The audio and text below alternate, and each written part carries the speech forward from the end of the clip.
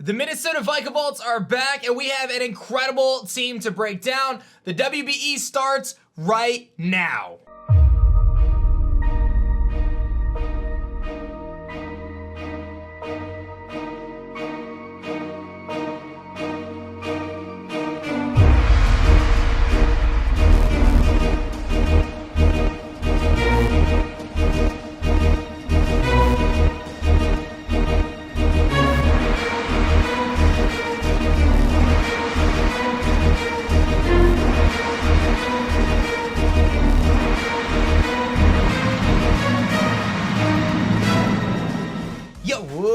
What is going on YouTube? It's your boy Dan, aka aDrive. But pretty guys, the WBE VGC draft breakdown for the Minnesota Vikavolts. If you guys are hyped, man, and you should be excited, I want to see you guys show some love on that like button down below. Make sure you guys subscribe so you do not miss our battles, and of course, show some love. Let me know what you think about the team after you watch the entire video, but I'm gonna break down the team. If you guys missed the draft, I'll put that in the description below. You can actually watch the entire live draft on my stream if you kind of want to go through the whole thing and see what everyone else picked and everything in between. But I'm going to talk about every single one of my picks in this video, kind of break down my team pretty quickly, but I'm going to do it and give you guys some insight as to why I picked everything I picked. So we're going to have some fun with this, and the week of battles starts next week. I actually play Wolf Glick and the DC Dracovish as our first battle. So we've got our work cut out for us to kick off the season, but I'm very excited about it. For those who don't know, this is the first ever WBE VGC League, so it's best 2 out of 3. We had to, pick our teams out. We got 11 picks, and I'm really excited about that. Again, I explain all the drafting stuff on the full draft stream, but I'm just going to talk about my picks in this video. So I'd appreciate the love on the Vikavolts stuff, and I'll actually have some really cool merch for you guys. You can go to Vikavolts.com to check out the Minnesota Vikavolts merch. I've got some really cool t-shirt designs. We got all sorts of new stuff this season, so check out our merch there at Vikavolts.com. Very, very epic stuff. But let's break down the team and talk about what we picked and why we picked it. So for those who don't know, I had the first pick overall, and I decided to pick Togekiss. Togekiss is an incredibly versatile Pokemon, most known for having Follow Me, which is a move that can redirect attacks from the ally to Togekiss. But Togekiss can do so much more than that, right? It can be a weakness policy user that you can activate from taking super effective hits. You could Dynamax it, and you can deal massive damage with Max Airstream and Max, what is it called? Max Starfall? I couldn't remember. It also gets Max Flare as well, so Heat Wave, it gets Yawn, it gets Helping Hand, it gets Protect, obviously. A lot of different options with Togekiss, and one of the beauties of Togekiss is the fact that you can run the Crit Kiss. You can run Super Luck plus Scope Lens, and you have a 50% chance to critical hit all your attacks, and it's incredible how much damage this thing can do. So it's very, very versatile, and I felt like with the first pick overall, I wanted to go with something that I felt like could do a lot of different things on the team, and that I could build around easily, because obviously having first pick, that means I'm not going to pick again for like 30 plus picks, right? And then I get the wheel and I get to pick back-to-back picks. So I decided to kick things off with Togekiss. Feel really good about that decision. Again, very strong pick. Very, very solid. For those who don't know, Togekiss has been the #1 used Pokemon up until just like a few months ago in VGC, and that's only because Rillaboom kind of took the place of it, but and Cinderace as well. But Togekiss has dominated the metagame for so long, and it's a staple on so many teams. It's a Pokemon that I know I'm gonna bring every single week the entire season, and that is something that is very important when you pick your first pick overall. My next pick, I decided to pick my Gigantamax Pokemon. A lot of the good G-Max Pokemon went in the first and second round, and since I'm at the end of the second round, I wanted to go with G-Max Blastoise. I wanted the Pokemon that I felt could pair well with Togekiss, but could also do a lot of damage and actually use its G-Max form. And for those who don't know, G-Max Blastoise has G-Max Cannonade, which has an incredible after-turn effect, much like G-Max Wildfire or G-Max Volcalith from Charizard and Colossal, respectively. That after-turn effect deals 1/6 of the opponent's HP to both targets for 4 turns. That does so much damage. Like, if you've never seen how much damage Blastoise does from its secondary effect, you'll be mind blown. It's actually like stupid how much damage it does. 1/6 of HP for both targets, which is 2/6, which is essentially 1/3 of the HP from the Pokemon for 4 turns. I mean, with some quick math, that's actually like 1 1/3 Pokemon that get knocked out. Check my math on that, it might be off. But either way, it does over 100% of HP to a Pokemon. Like, over the course of 4 turns, it's insane. Obviously, water types are immune to the secondary effect, but still really good. And for those who don't know, Blastoise has a couple other things going for it. Shell Smash. It can boost its attack, special attack, and speed by 2 stages with 1 click of the button. And it has Water Spout, which is a very strong sped attack that can deal massive damage. So, Water Spout, Blizzard, Ice Beam, and it also has some support options too. Blastoise can be a Fake Out user. It can use Yawn. So Blastoise has more to going for it than just the offensive variant, but but I love its natural bulk. I love the fact that it's got Cannonade. It does so much damage, and I love the fact that it's a huge Shell Smash threat next to Togekiss, right? I can use these two in two different ways. I can have defensive Follow Me Togekiss, Shell Smash Blastoise. I can have fake out defensive Blastoise with offensive Togekiss, right? And my opponent doesn't know what. So, I mean, that's a really cool opportunity there. And I felt like this was just such a good G-Max pick. Bulky Waters are so reliable, and I'm stoked that I got Blastoise. The next pick, I went with a fan favorite of mine and one of the most successful Draft League Pokemon I've ever used, Alolan Ninetales. Alolan Ninetales is very unique in the sense that it can obviously set Hail immediately and can follow that up with Aurora Veil. Aurora Veil essentially provides 5 turns of Reflect plus Light Screen coverage, but the beauty of Ninetales has access to Freeze Dry, it can Blizzard, and it has some decent support options as well. I kind of envision this a couple different ways. Blastoise plus Alolan Ninetales can actually have Blizzard spam together, so they can both spam Blizzards, which is very nice after Shell Smash. It can also protect the rest of the team. Ninetales is a great partner for Togekiss because it can set up Aurora Veil to keep Togekiss a little healthier, and it can Ice Shard my own weakness policy Togekiss if I decide to go that route. So a lot of cool options there, right? And Ninetales obviously set into Hail. Hail is considered to be kind of the worst of the weathers, but you'll see later in the draft, I pair it with a really, really cool Pokemon to take advantage of Hail, and I was thinking very long term. I'll just tell you guys now, I knew that I was going to pick either Beartick or Sandslash at this point, Alolan Sandslash, of course, and I felt like because I took Ninetales, it was very unlikely anyone else was going to draft Beartick or Alolan Sandslash, so I kind of looked at this decision as something that would help me out very, very much later in the draft, and I can know that those two Pokemon, Beartick or Sandslash, one of them will be available by the time the end of the draft comes around. My next pick is the Wheel, headed into round 4. I had these two picks back to back, and I'll be honest, I think that this is probably one of the most incredible round 4/round 5 combinations I possibly could have had.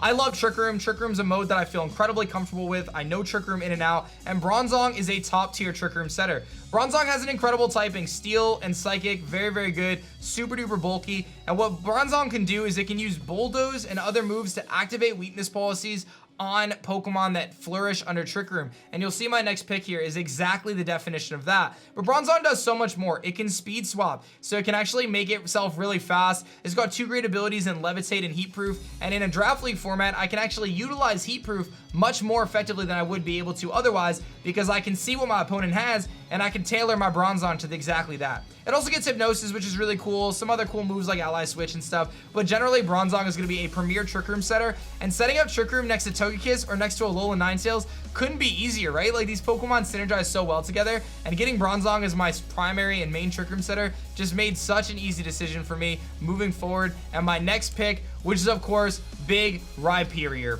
For those who don't know, Rhyperior was one of the most powerful Pokemon at the beginning of the VGC format this season, and it was often paired with either Bronzong or Dusclops. The beauty of pairing it with Bronzong is Bronzong can run Levitate, which frees Rhyperior up to go for Earthquake. Rhyperior is a Pokemon that has just stupid stats, minus its special defense. Its special defense is really bad, but its 2 max moves, Max Quake and Max Rockfall, both boost its special defense. Very, very epic, right? Max Rockfall sets up the Sand, which boosts its special defense, and then Quake boosts its special defense just naturally. So really cool stuff there for what Rhyperior can do. Obviously, I can Bronzong, Bulldoze into my Rhyperior, activate my own weakness policy, and I guarantee you my opponents will have to prepare for Bronzong plus Rhyperior every single week because Rhyperior is so strong. And in Dynamax form, it has so much bulk, especially on the physical side, but on the special side, its weak special defense is mitigated, again, by those boosts it can get, as well as the fact that you have Solid Rock as an ability, which can reduce the super effectiveness of super effective attacks, like the damage they deal. I want to also mention that Rhyperior has another ability called Lightning Rod, which might seem inferior, but in the case of having Blastoise and Togekiss, I can actually really tech redirect those electric type attacks that can be aimed at Blastoise and Togekiss and do some big things there. And of course, Togekiss plus Rhyperior, great synergy there, being able to just spam Earthquakes as well. This is just an incredible pick, and after the first 5 picks in the draft, I felt amazing about my team. Now here's where things get a little bit different, right? I was really expecting at this point in the draft to be able to grab Vikavolt, and Vikavolt was on the board, and it was taking like 3 or 4 picks right before I was gonna go. I was very upset about it, if I'm being completely honest, because it was a Pokemon that I felt like fit the team so well, and it's obviously my mascot Pokemon. But I had to pivot away from that draft strategy, and you're gonna see I did some cool things. I decided to reach all the way down into tier 4 because I felt like Hitmonchan was an incredibly valuable tier 4 pick. Hitmonchan has access to Fake Out, it's got Inner Focus so he can't flinch himself, and he's got some really cool options like Mach Punch and Drain Punch, the Elemental Punches, and he's overall just a decent Pokemon. He kind of helps me deal with Steel types, which can be a little bit annoying for some of the other Pokemon on my team, especially since I knew I was forming a bit of a Hail team. And overall, I just think Hitmonchan is a decent Pokemon, and especially in tier 4, right? This isn't a Pokemon that's gonna blow everyone away every single week, but I did have to grab a tier 4 at this point, and I wanted to keep the flexibility in my draft moving forward, and I didn't want to be kind of pigeonholed into having to pick something later in the game. So I figured, you know what, let me grab Hitmonchan now,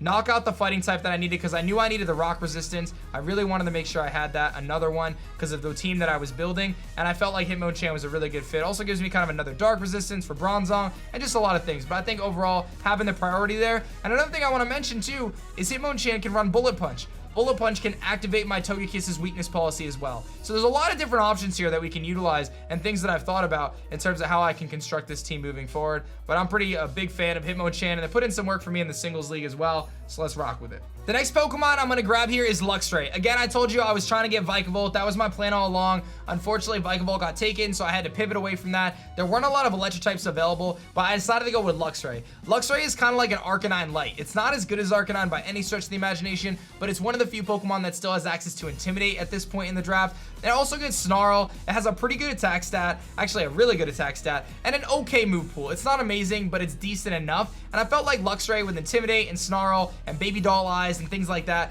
could actually serve to be a decent tech Pokemon for the team. So I went with Luxray. Again, not the most mind-blowing pick. I think Vikavolt would have been such a good fit, but unfortunately it was taken, like I said, just a few picks before this. So I had to pivot away from that, and I went with Luxray because I wanted a way to make sure I could deal with bulky water Pokemon and also some grass types. Luxray isn't as good against the grass, but very good against bulky water. So I felt like Luxray was an overall pretty solid pick here for us as we kind of head towards the middle, late part of the draft. My next pick, I decided to dive into the lower tiers again and grab Turtonator. Turtonator, obviously not the biggest standout Pokemon, but I wanted the Dragon type and I wanted the Fire type, and I actually think Turtonator is one of those Pokemon that could be such a sleeper pick that people never use because there's so many better things. But in tier 4, I actually think Turtonator is super good. It's got pretty good natural bulk, especially its defense stat, and it's very, very slow, which functions very well with Bronzong, Bulldoze, and weakness policy Turtonator, right? Similar idea to what Rhyperior does. Turtonator can do something very similar. It also gets access to Wide Guard. It could Shell Smash, but it's pretty slow. But the main thing that I'm thinking is, again, bulldozing my own Turtonator to activate a weakness policy and deal massive damage. I love the fact that it's got great coverage. It's got Scorching Sands, Heat Wave, Solar Beam, Rock coverage. I mean, it can do a lot of different things, and I feel like Turtonator overall is a pretty solid Pokemon. Again, I can't hit a home run on every pick, right? You have to pick lower tier Pokemon as well because that's how our draft is set up. But I do think Turtonator is an incredibly strong pick, especially in tier 4, and it checked off a lot of boxes for the team that we were trying to hit. This next pick, I think, was one of the biggest steals in the draft for me. I feel like I hit a home run in the first, like, 5 rounds, and then I had a couple picks that were a little bit not as kind of, you know, big, I guess, in terms of how people would perceive them, but I think that this pick really brought it back and showed that I knew exactly what I was doing, and I had a really good draft strategy moving forward. Serena is an incredibly strong grass-type Pokemon that oftentimes can actually be incredibly valuable because of its ability, Queenly Majesty. Queenly Majesty completely shuts down priority moves, so moves like Fake Out and other priority attacks that are aimed at my Pokemon can actually not even be used. And being such a good bulky grass type that has access to an ice move and triple axle can be insane. People often forget that Serena gets moves like Bounce, Play Rough, High Jump Kick, etc. So it serves as a really good Dynamax user as well. And I could do something like Ice Shard this and then Max Airstream it and do some crazy stuff, right? If I give this thing a weakness policy as well. So lots of creativity for Serena, but overall just a really naturally bulky, super physically offensive, kind of tech Pokemon, right? And it also gets another cool ability called Sweet Veil, which will protect my Pokemon from being put to sleep as well because of that ability. So we've got some really cool things that we can do with Serena. I felt like this was such a home run of a pick. I knew that bulky waters were a little bit problematic for my team, knowing that I had this Hail idea, I had Rhyperior, I had Blastoise. I had to figure out how do I deal with bulky waters. So I got Luxray, I got Serena, felt super good about this pick. This was a home run pick. I really felt so good about this decision because I think Serena is like a sleeper. I feel like it's super underrated and its ability is incredible, especially when I have a Pokemon like Alolan Ninetales and Bronzong that just hate Fake Out, Serena makes my opponent really think about their decision making, especially if they're gonna click Fake Out, because if I have Serena in the back and they click Fake Out, that can really turn the tide of a battle on the first turn of the game. Now, of course, this was pretty much expected. I waited until the final 2 picks